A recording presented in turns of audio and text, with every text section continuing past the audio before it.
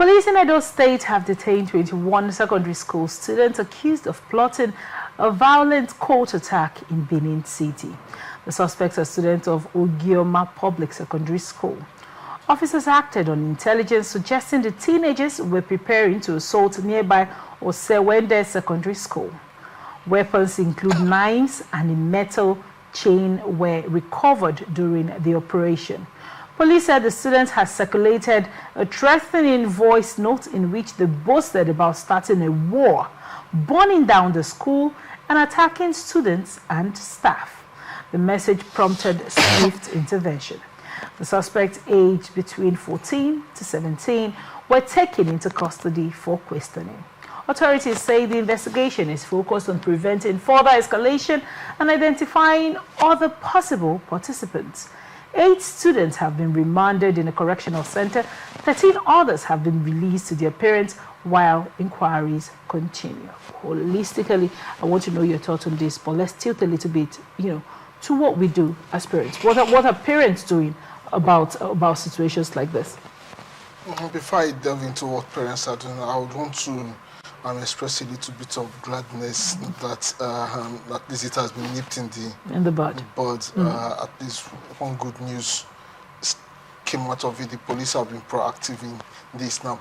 But you see, the issue of what parents do about this could expose many more things. There is a general societal failure. The school, the system. In time past, when we hear of cultism, we think of universities. Suddenly, you hear of cultism in secondary schools, and these are things they do with a sense of fulfillment, as if it were a dream, sort of, to become a cultist. And unfortunately, most of the time, society seems to stand by and watch them. I mean, even those who disagree with that lifestyle find themselves helpless to do anything to handle it. Now, this raises the question, how do parents raise their children? What are the values we give to them? In schools, what are the, what are the cultures? In time past, I may not be talking about when I was in secondary school, but even preceded that time, schools used to have cultures. When you mention a particular school, and that is even what in the days when we had grammar schools and all that. Unfortunately, many people don't even know the meaning of those things. There is a particular culture you wanted to culture people. So how did we get to this point where it seems that culture of excellence, because I mean, if schools, at least certain schools, still maintain their culture of academic excellence, they will be careful whom they admit into schools, and even when they admit whoever they have admitted, there will be a strong guide to the student to ensure that they maintain that culture. It used to be when you mention the name of a particular school, people who are familiar with that school say, oh, I know that school, their students are this way, you can tell offhand what they are. But unfortunately, we live in a system, in a generation where things have gone south. I mean, imagine secondary school children, they were not just planning a fight, they were sending voice notes. That's terrorism. They were sending messages to the other people, threatening them that, we are coming to. I think it was sometime that I was talking to somebody. I remember vividly that I said I was grateful. One of the schools I wanted to go, okay, when we moved location, it would have been easier for my parents to change school for me. But they didn't do that because of the culture, because they appreciated the culture of the school I was attending, even though it was very far and inconveniencing for them to foot the bill, the transport fare, and all the inconvenience. But as time went by, I came to realize that was a very good decision, because some of those schools I would have gone to turned out to be nothing but war colleges. When you talk of war colleges, the only thing is that you don't graduate into the Nigerian army, but every day, just like these schools now, I'm sure that's what happens in this school. Every Friday, you hear that these schools are fighting. And these things continue. And you wonder, the principals, the security agencies, what do they do? How has, even the state government who owns this school, why have nothing? I mean, some of these schools, you don't want to be on the road when they are going home. apart from the number, which you can forgive that, okay, they are many since they're government school, but it's like a riotous mob moving along. When they throw things, stones, I mean, it could just hit anybody, and we can't continue. So you can imagine some of the language they said they use. They will burn down the schools. What do they know? They say war. So I'm glad some of them has been arrested, but I don't want it to end the way things usually end here. And before you know it, the matter dies. And I think this should be a wake-up call for the system, especially the schools involved, that to get to the root of this matter. If it means expelling these students, oh yes, expelling them. Nobody should say, oh, how can you expel them? If expelling them will send a strong message to the other students who will come that this is not tolerated here, right, I think that would go a long way in stopping them. And if possible, I mean, but the thing is that this is, like I say, goes beyond just the secondary school. Society seems to,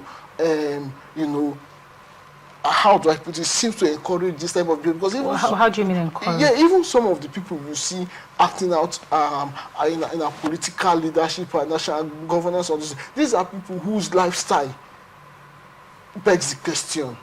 So we seem to have come to that point where it appears we in a subtle way reward bad behavior. We have been enablers of bad behavior. Remember why people, some of the argument people gave for joining court back in the university day, even though it has likely proven to be wrong, they think that when you join those court groups, you make some connections that would help you after school life. But likely that has been proven to be false, because most of those guys that were in court, I mean, if you ever run into some of them now, they are not anything better. Some of them would have realized now that they wasted their life in totality. I mean, in capital, the word waste, right, in capital letters. Right. Thank you. You have gone through the whole. You've talked about the parents. I want to draw your attention a little bit to certain factors. Number one, that children are born tabula rasa, unaware. The first place of interaction for a child is the home, before which they proceed to the school. Usually children spend most of their time in three places. They are either at home with their families, in the school where they learn, or in their places of religious beliefs or worship. Right. Amongst all of those three places, how and why do you think our value system is still going shallow?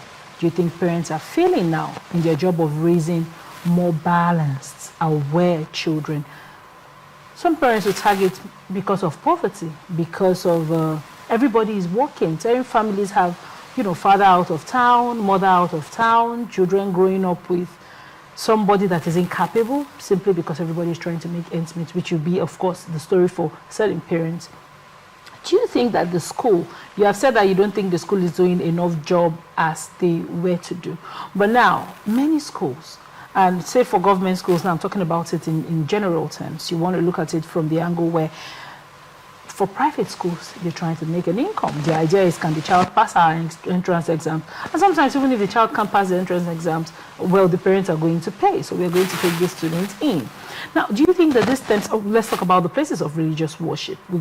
We fellowship with the brethren. The Quran has a lot of lessons for training children, and lessons children ought to learn while they're growing up, the same way the Bible does have. Do you think that the church in any way shapes the thinking, shapes the talk pattern, shapes the personality of these children while they grow up before they've been released full-time into the society?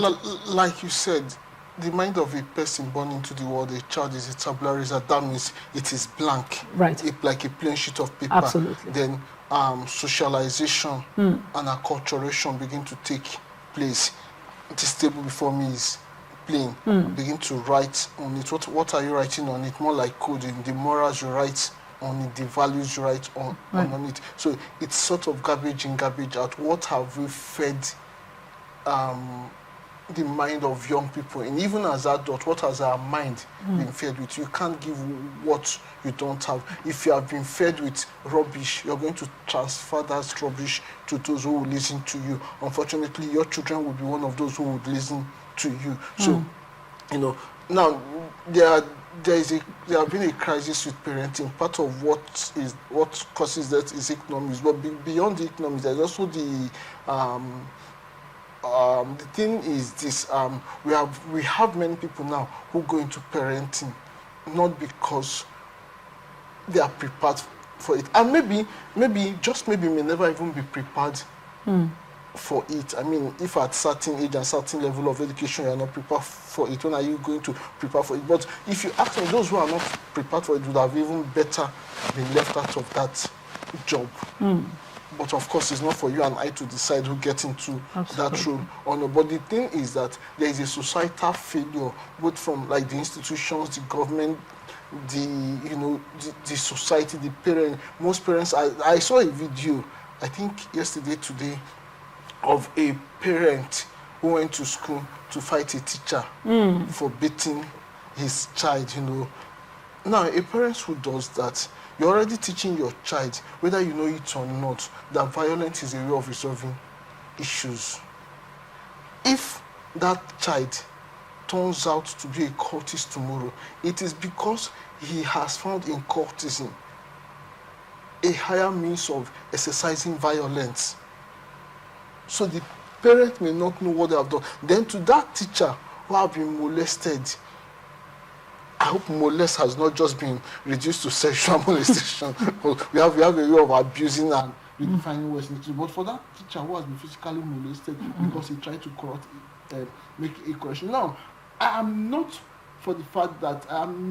in support of the fact that children should be treated unkindly by the teachers. But the thing is that even if your child has been treated unkindly, there's a way to approach the matter so as not to send the wrong message either to the child or to the school. Because what you don't want is to raise a child whom nobody would correct. People will see the child doing wrong, you feel like, don't say anything or else his father will come after you. So in making your point that this is not how to treat my child, it should be carefully done so as not to pass a wrong message. So these are some of the problems we have in society when the parents who are even supposed to know better are violent. So like, we talked about the mind being a tabula rasa. What have we been imputing into the mind of young people, knowingly or unknowingly? Those who have gone the wrong way, how have we tried to correct them? If we have allowed violence to persist in our society, for example, look at what happens in society. People go into terrorism, people go into military and all sorts of violence at an end. The only way society seems to know how to correct them now is you say, you are giving repentant terrorists scholarship to study abroad. What are you saying? You're saying that it's rewarding. If the guy who has lived peacefully, worked very hard, has not been rewarded by the state, the guy who has been violent, made people, all sorts of things, is rewarded with a scholarship, is rewarded. You're telling the next guy, saying the other guy is seeing it somehow in his mind. You are inputting something that, if I had gone through this route, as far as I survived, I probably would have benefited from this system now.